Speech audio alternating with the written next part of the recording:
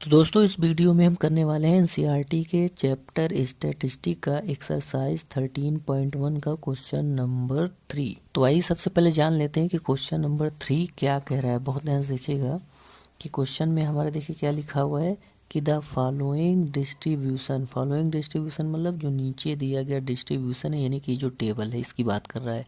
The following distribution shows the daily pocket allowance of children of a locality, यानी कि जो नीचे दिया गया डिस्ट्रीब्यूशन है ये दिखाता है डेली पॉकेट अलाउंस को, यानी कि डेली पॉकेट मनी को चिल्ड्रेन के, कहाँ के चिल्ड्रेन के, ऑफ अ लोकेलिटी मतलब आसपास के, लोकेलिटी मतलब आसपास के। क्या कह रहा है, the mean pocket allowance is ₹18, जो मीन है पॉकेट अलाउंस का वो 18 रुपीज़ है।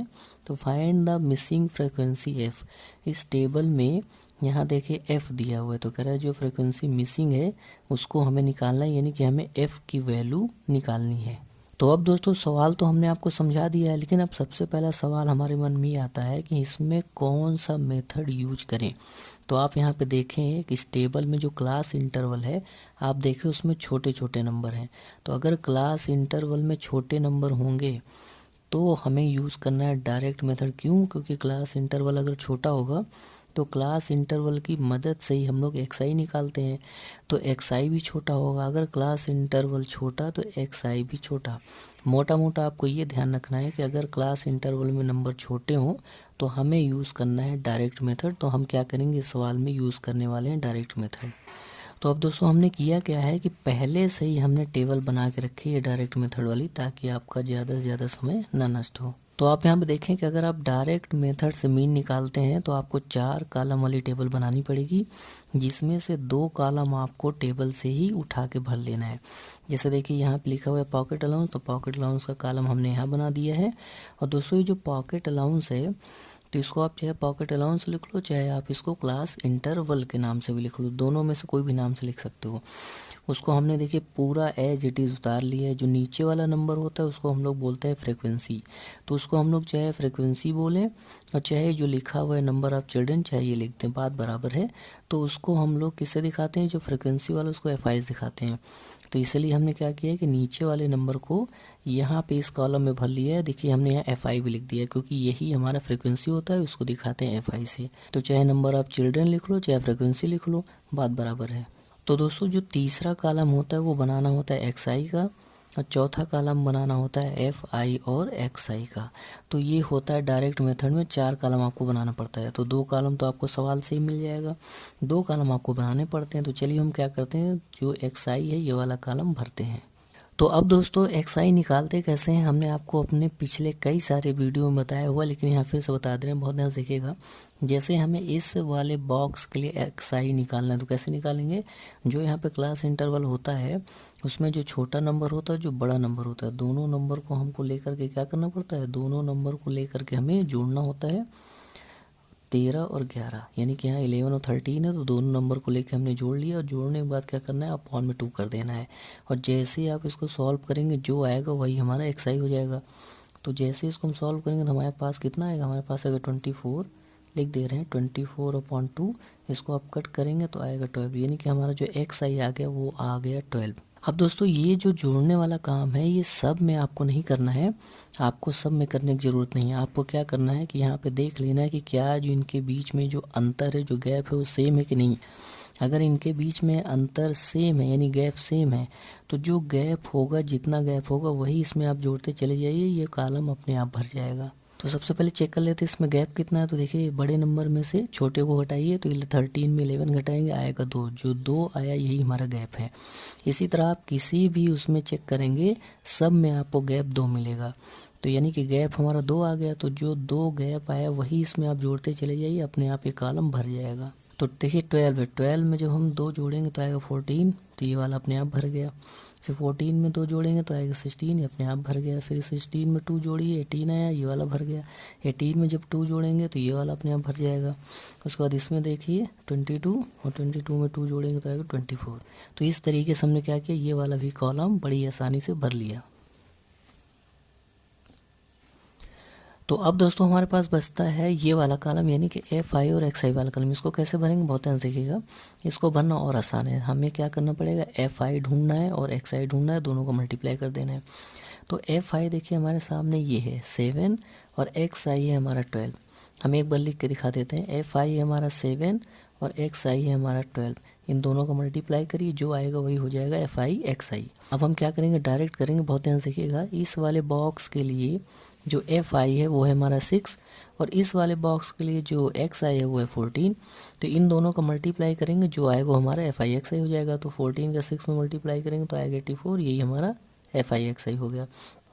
यही चीज़ दोस्तों आपको हर बॉक्स में करनी है। तो चलिए जल्दी जल्दी कर लेते हैं। 16 का जब 19 मल्टीप्लाई करेंगे तो आएगा 144।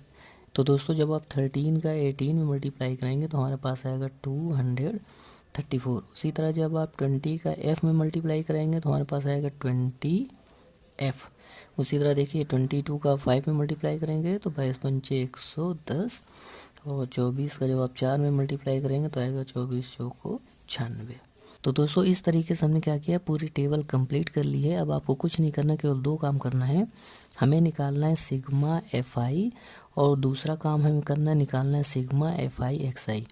तो जो ये FI वाला कॉलम है, इसमें जितने भी नंबर हैं अगर हम उन सबको जोड़ लो तो जो आएगा वो हो जाएगा सिग्मा FI। तो दोस्तों जब आप इसमें जितने नंबर हैं जब आप उनको सबको जोड़ेंगे तो पहले आपको क्या करना है, सारे नंबर जोड़ लेने हैं। तो जब आप नंबर जोड़ेंगे तो आपके पास आएगा 44। आप देखेंगे कि नंबर के अलावा इसमें F भी है, तो F को आपको अलग से जोड़ना है। तो सबसे पहले आप नंबर जोड़ लीजिए, फिर F बचता है तो उसको जोड़ के ऐसे लिख दीजिए 44 प्लस F। तो इन सभी नंबर को जब हमने जोड़ा तो हमारे पास आया 44 प्लस F और यही हमारा हो जाएगा सिग्मा FI, यानी कि सिग्मा FI हमने निकाल लिया। अब क्या करना है दोस्तों, जितने ये नंबर हैं यानी कि FI और XI वाले कॉलम में जितने नंबर हैं अगर इनको हम सबको जोड़ ले तो हमारे पास जो आएगा वो हो जाएगा सिग्मा FI XI।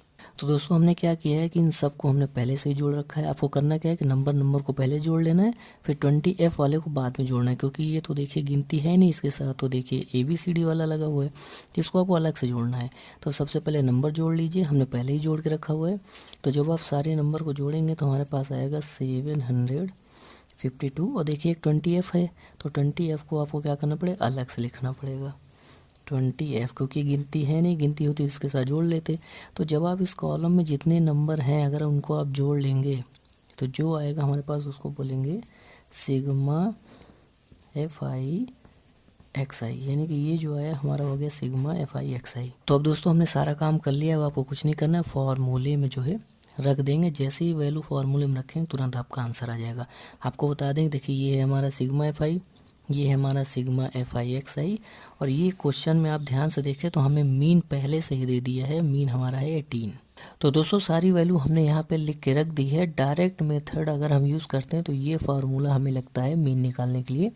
तो चलिए हम क्या करते हैं, इस फार्मूले में सारी वैल्यू एक एक करके रख देते हैं। बहुत ध्यान से देखिएगा कि सबसे पहले आता है मीन। तो देखिए मीन दिया हुआ 18, तो मीन की जगह रख देंगे 18। उसके बाद देखिए आया इक्वल, तो इक्वल लगाएंगे। तो दोस्तों इसके बाद हमें लिखना है सिग्मा FI XI।